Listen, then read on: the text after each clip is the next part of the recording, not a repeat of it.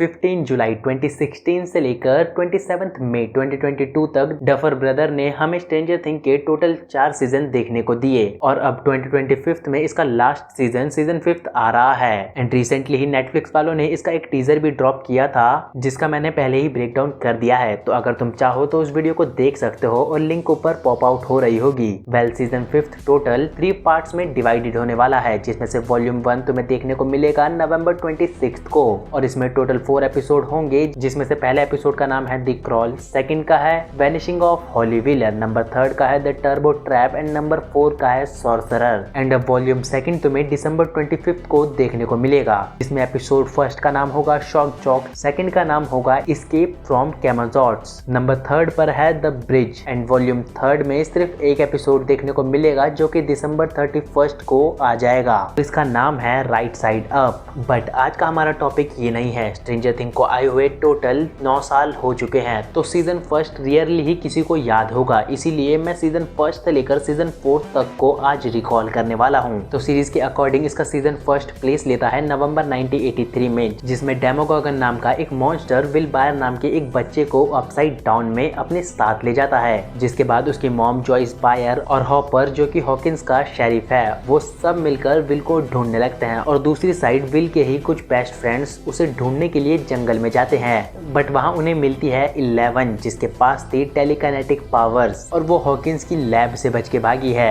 और 11 ही है जो कि सीजन 1 की एंडिंग में उस डेमोगॉगन को मारती है और खुद सीजन 1 में डिसअपीयर हो जाती है। और सीजन 1 में ही हमें कुछ important characters like Steve Harrington जो कि एक अमीर फैमिली से बिलोंग करता है और हैंडसम भी है, बट प्यार के चक्कर में भाई हर सीजन में मात खाता आया है। भाई को जिससे प्यार हुआ था वो थी नैन्सी व्हीलर जो कि माइक व्हीलर की ही बहन है। एक और कैरेक्टर जो कि विल बायर्स का ही ब्रदर है, जोनाथन बायर्स। और अब सीजन 2 में हॉकिंस में सब कुछ नॉर्मल होता दिख रहा था, जहां 11 जो कि सीजन 1 में डेमोगॉगन को मारने के बाद गायब हो गई थी, वो एक्चुअल में अपसाइड डाउन में चली गई थी और अब वो वापस रियल वर्ल्ड में आ जाती है और वहां पर हॉपर उसका ख्याल रखता है। बट एक और कैरेक्टर जो कि इसी सीजन में हाईलाइट हुआ था वो थी काली, हाँ नंबर 8, 11 की सिस्टर। इवन इसके पास भी सुपर पावर्स है, ये लोगों के दिमाग में इल्यूजन क्रिएट कर सकती है और रूमर्स ये भी है कि ये सीजन 5 में अपीयर हो सकती है। वेल इस चीज की बात वीडियो की एंड में करते हैं। फिलहाल के लिए सीजन 2 में हमें और भी न्यू कैरेक्टर देखने को मिले थे, जैसे कि मैक्स मेफील्ड, उसका कजन ब्रदर बिली, ल्यूकस की छोटी बहन एरिका सिंक्लेयर, जो इसका new boyfriend Bob the newbie या कहूँ Bob the super hero. And इस सीरीज का एक और कैरेक्टर जिसको इस सीजन में थोड़ा स्पेस मिला था और ये मेरा one of the favourite character भी है,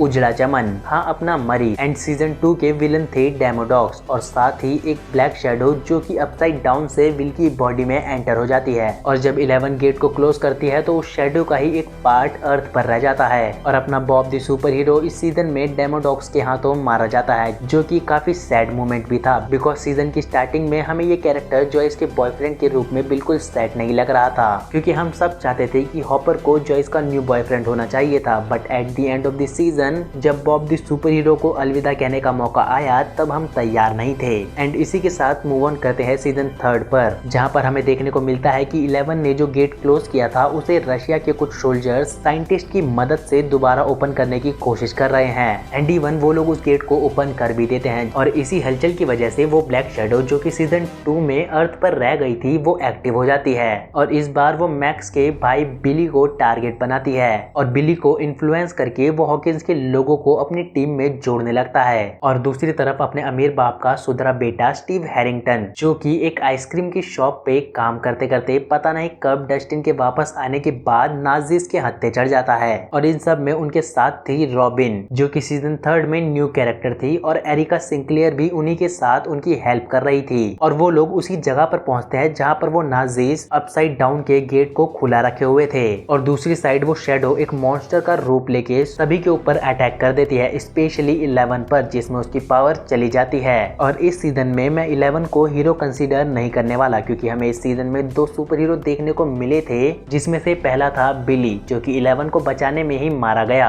दूसरा हॉपर जो कि गेट को क्लोज करने के चक्कर में लगभग मारा गया था। बट सीजन 4 में हमें पता चलता है कि हॉपर जिंदा है बट रशिया में फंसा हुआ है। एंड सीजन 4th प्लेस लेता है 1986 में, जहां वो उन कैरेक्टर्स को फॉलो करता है जो कि सीजन 3 में सेपरेट हो गए थे। और सीजन 4th में 11 अपनी पावर्स को खो देती है। बट लेटर ऑन वेक्ना नाम का एक न्यू थ्रेट सामने आता है जो कि लोगों को बड़ी बेरहमी से मार रहा था। एंड वेक्ना कोई और नहीं, हॉकिंस की लैब का ही एक पहलू था, नंबर 1। एंड यही एक रीजन था कि डॉक्टर ब्रैनर ने इस एक्सपेरिमेंट को चालू किया और 11 जैसे बच्चों को इकट्ठा किया, और 11 ही थी जिसकी वजह से नंबर 1 अपसाइड डाउन में पहुंचा और बना वेक्ना। बट इन सब चीजों के बीच पिसता है इस सीरीज का न्यू कैरेक्टर एडी मंसन, क्योंकि वेक्ना के फर्स्ट मर्डर के वक्त ये वहीं मौजूद था और लोगों का पहला शक गया था सीधे एडी पर। जिसके बाद अपने भाई ने हर एक कोशिश की कि वो अपने आप को बेकसूर साबित कर दे, बट ये भी एक हीरो की तरह ही मारा जाता है।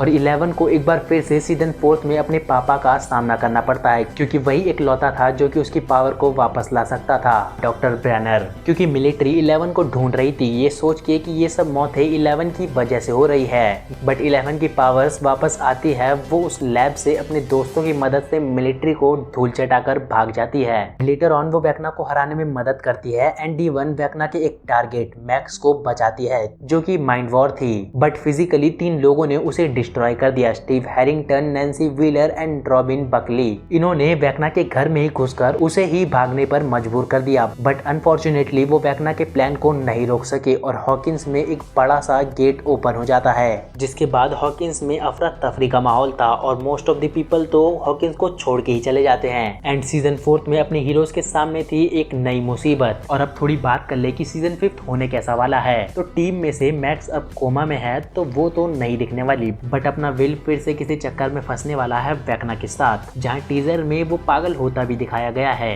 बट अगर तुम गौर करो इसके एपिसोड 2 पर जिसका नाम है वैनिशिंग ऑफ हॉली व्हीलर, दिमाग की बत्ती जली, ये सीजन 1 के एपिसोड 1 का टाइटल है। देखो डेफिनेटली अब अपना वेक्ना हॉली व्हीलर को उठवाने वाला है। एंड मैंने इसके टीजर ब्रेकडाउन में बताया भी था कि Jonathan, Nancy, Steve and Dustin हो ना हो अपसाइड डाउन में हॉली व्हीलर और विल बायर्स को ही ढूंढने गए हैं। एंड इसके चैप्टर 4 पे भी फोकस करें तो इसका नाम है सॉर्सरर, जो कि किसी पावरफुल बीइंग को रिप्रेजेंट करता है। एंड काली के पास भी पावर्स है और र्यूमर्स तो ये भी है कि काली सीजन 4 के इसी एपिसोड में शो होगी, जो कि 11 की हेल्प करने के लिए आएगी। देखो वेक्ना एक ह्यूमन ही है तो मोस्ट प्रोबेबली काली का इल्यूजन उसके माइंड पे काम करेगा। एंड सीजन 5 में उन्हें जितनी हेल्प मिल सके उनके लिए उतना ही अच्छा रहेगा, क्योंकि इस बार तो सभी मॉन्स्टर्स एक साथ हमला कर रहे हैं। सो इट मेक सेंस कि उन्हें और भी सुपर पावर की जरूरत पड़ने वाली है। जब रोशनी डाले चैप्टर 6 के टाइटल पे तो इसका नाम है एस्केप फ्रॉम कैमाजॉर्ड्स। तो देखो कैमाजॉर्ड्स का सीधा सीधा मतलब होता है कि कोई बैड स्पिरिट जो कि मोस्टली एसोसिएटेड होती है डेथ या फिर सैक्रिफाइस से। एंड इवन ये अंडरवर्ल्ड से भी रिलेटेड होती है, तो हो सकता है कि कैमाजॉर्ड्स से इनका मतलब है वेक्ना या फिर वो बड़ी सी फिगर जो हमें वेक्ना की मेमोरीज में देखने को मिली थी अपसाइड डाउन में, और यही फिगर वेक्ना को अपनी पावर्स देता है, क्योंकि वेक्ना एक ह्यूमन है जिसके पास टेलीकिनेटिक पावर्स है। तो इसीलिए हमें थोड़ा फोकस माइंड फ्लेयर पे भी करना होगा, क्योंकि ये एंटिटी अपसाइड डाउन में बहुत टाइम से है और हमें सीजन 4 के बाद माइंड फ्लेयर का कोई क्लू नहीं मिला, जहां सीजन 2 में वो हमें गेट बंद होते वक्त दिखा तो था बट वो विजिबल नहीं था। तो मे बी ये लोग एपिसोड 6 में हॉली व्हीलर और विल बायर्स को वेक्ना से पूरी तरह आजाद कर लेंगे। और एपिसोड 4 जिसका नाम है द ब्रिज, इसका मतलब उन्हें वो रास्ता मिल चुका है जिससे वो वेक्ना को डिस्ट्रॉय कर सकते हैं। एंड लास्ट एपिसोड 8 जिसका टाइटल है द राइट साइड अप, जो कि अपोजिट है अपसाइड डाउन के। एंड सीजन 1 के एपिसोड 8 का नाम था द अपसाइड डाउन। और अगर तुम्हें लग रहा है ये वॉर है वेक्ना और 11 के बीच में तो तुम रॉन्ग हो, क्योंकि इस बीच में इन्हें डील करना होगा मिलिट्री से,